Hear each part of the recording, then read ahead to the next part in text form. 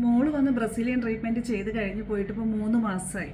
ഇപ്പോൾ മോളുടെ മുടി നന്നായിട്ട് വളരുന്നുണ്ട്. അത് കണ്ടിട്ടാണ് അമ്മയ്ക്ക് തോന്നി ഇനി ഞാൻ കൂടെ ചെയ്യാമെന്ന്. അങ്ങനെയാണ് ഇപ്പോൾ മാം ബ്രസീലിയൻ ട്രീറ്റ്മെൻറ്റ് ചെയ്യാൻ വേണ്ടി വന്നത്. ബിഫോർ ഹെയറും ആഫ്റ്റർ ഹെയറും ഞാൻ ഇതിൻ്റെ വീഡിയോയുടെ കൂടെ ഇട്ടേക്കാം. ബ്രസീലിയൻ വൈറൽ ട്രീറ്റ്മെൻറ്റ് ഹെയർ ഗ്രോത്തിനുള്ളൊരു ട്രീറ്റ്മെൻറ്റാണ്. അത് ചെയ്ത് കഴിഞ്ഞാൽ ഹെയർ നന്നായിട്ട് വളരും. അതായത് പൊഴിഞ്ഞു പോയ ഹെയർസാണ് വളരുക, അല്ലാതെ നമുക്കില്ലാത്ത ഒരു ഹെയർ ഈ ഒരു ട്രീറ്റ്മെൻറ്റ് ചെയ്തതെന്ന് പറഞ്ഞിട്ട് വളരത്തില്ല.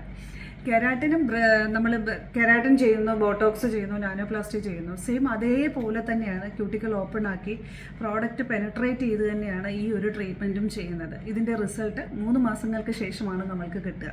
5 മാസം ആകുമ്പോൾ നമുക്കൊരു സെക്കൻഡ് സിറ്റിങ്ങിൽ ചെയ്യുമ്പോൾ നമുക്ക് സെക്കൻഡ് സിറ്റിങ് ചെയ്യാൻ പറ്റും.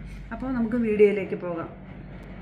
വളരെ തിന്നായിട്ടുള്ള ഒരു ഹെയറും വളരെയധികം ഡാമേജ് ഉള്ള ഒരു ഹെയറും ആയിരുന്നു. ഭയങ്കര ഫ്രിസി ആയിട്ട് ഒട്ടും മാനേജ് ചെയ്യാതെ ഹെയർ എല്ലാം ഈ മുറിഞ്ഞു പോകുന്ന അങ്ങനത്തെ ഒരു ഹെയറാണ്. അപ്പോൾ ബ്രസീലിയൻ വൈറൽ ട്രീറ്റ്മെൻറ്റ് കഴിഞ്ഞിട്ടുള്ള ഒരു റിസൾട്ടാണ് ഇപ്പോൾ നിങ്ങൾ കാണുന്നത്. മുടി നല്ല സോഫ്റ്റായിട്ട് നല്ല സിൽക്കി ആൻഡ് ഷൈനി ആയിട്ട് കിടപ്പുണ്ട്. ഇത് ഇങ്ങനെ തന്നെ കിടക്കത്തില്ല. വിത്തിൻ ഡേയ്സിൽ തന്നെ ഹെയർ ഒരു